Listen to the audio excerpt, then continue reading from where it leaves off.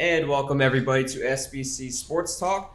I'm Alex. Of course, I'm joined by Ethan and Nick. And boys, as we start to approach the up-and-coming NFL season, obviously our Birds have improved a lot over the offseason and might be looking to make a playoff push this season. But my question for you guys today is, who's going to win it all, the Super Bowl I'm talking about? Nick, I'll start with you. I mean, right now I think, the likely champion is probably going to come out of the AFC. I think there's better teams in that conference top to bottom. You look at squads like the Bengals who did it last year, the Ravens who are always, a really good, well-run team. And then you look at, some of the rosters in that conference, such as the Chargers and the Broncos and the Chiefs and the Bills. I would think it's probably going to come out of that conference. But, I mean, look, I think the Birds could possibly make a push this year in the NFC. I think the NFC's down this year. You still have Green Bay, although without Devontae Adams. Tampa, probably, roster is not quite as good as it's been in past years. They lost a few guys, a couple to retirement. And, I mean, look, the Birds and the Cowboys are going to be right there fighting for it in the NFC, so I think they have a good shot. So Nick, what's your team? Right now, my feeling is probably Buffalo. It feels like their year. The way it ended for them last year, I think they'll come back and make a run this upcoming season. That makes sense. For me, it's Tampa Bay, and this is the reason I say this. Tom Brady has been doing this forever. When he was 40 years old, I said there's no way he'll do it again. Newsflash, Tom Brady is 45 now, and he's still at the top of his game. He almost retired, but he's like, no, I'm going to come back because I'm still at the top of my game. There is no way that Tom Brady will not hold his team accountable, and there's no way that he's not going to win the Super Bowl this year. Tom Brady came back for a reason. He came back to be the undisputed best player in all sports history. Let me ask you this, though. Do you think Tom Brady himself really even believes in that roster at this point? Because, the stories were broken that when he was coming out of retirement, he actually wanted to go to Miami to set up not only his current career, but also his career after football to, try and form an ownership group with that club. Does that, give you any pause about what he even thinks himself of this Tampa Bay roster, the fact that wasn't even his first choice to come back out of retirement? Not at all. He retired. He could have went anywhere. He could have went anywhere he wanted to go, and he chose to go back to Tampa Bay.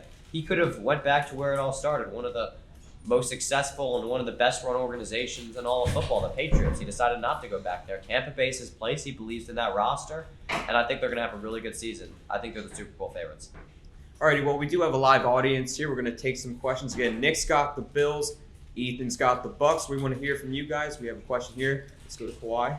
Hey guys, big fan of the show, Thank you. long-time listener, first-time caller. It's my honor to be here today.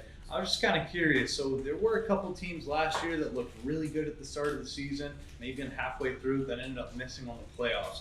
So my question is, what team do you think that missed the playoffs last year has a chance to make it this year?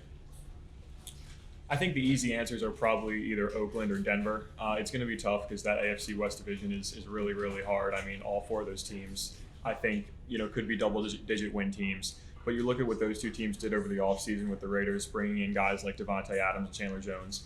Then the Broncos obviously bringing in, Russell Wilson and a Hall of Fame quarterback.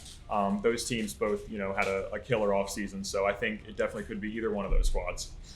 And White Kawhi, great question, by the way, and I appreciate you calling into the show. What you say about teams that kind of slowed down at the end of the season, I have a team that kind of did the opposite, the Miami Dolphins, who I believe won 8 games in a row. They did all they could those last few weeks to get into the playoffs. They just missed. I think that the Dolphins this year, with the addition of Tyreek Hill, who is a huge addition at wide receiver, have a really good shot at making the playoffs. Do I think they're going to make it out of the first round? Absolutely not, but I think they could make the playoffs. And we have another question in the audience. Let's go over here. So I'm a huge fan of the show, by the way. Thank you. There are a lot of teams having second-year quarterbacks under center this season.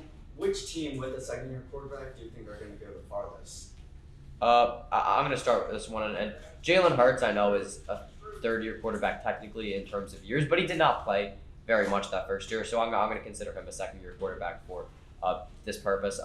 Jalen Hurts and the Philadelphia Eagles are going to be a lot better this season. Will that be because of Jalen Hurts himself? I don't know. Probably not. I don't know what Jalen Hurts' ceiling is, but I don't think he's going to be an elite quarterback in this league. I think because of the pieces that were added around him, the Eagles are going to make the playoffs, and they could make some noise.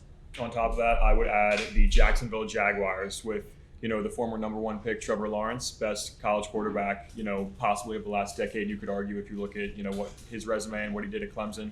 with them bringing in a legitimate head coach in Doug Peterson, who's proven that he can win games in this league Dougie P. before. Absolutely. Having the number 1 pick, Trayvon Walker, he's going to come in and make a difference for sure. Bringing in different guys all around that roster, signing Christian Kirk to that deal. Now Trevor Lawrence is going to have somebody to throw to with him in the slot. I think they, in a bad division, by the way, could make some noise this upcoming season. And before we wrap up, Trevor Lawrence's ceiling is sky high. He's going to Absolutely. improve himself a ton too. Yeah, well, a ton of questions we can ask of who are our favorites, what the Eagles are going to do, but that's all the time we have today for Ethan and Nick. I'm Alex. Thanks for tuning in to SBC Sports Talk.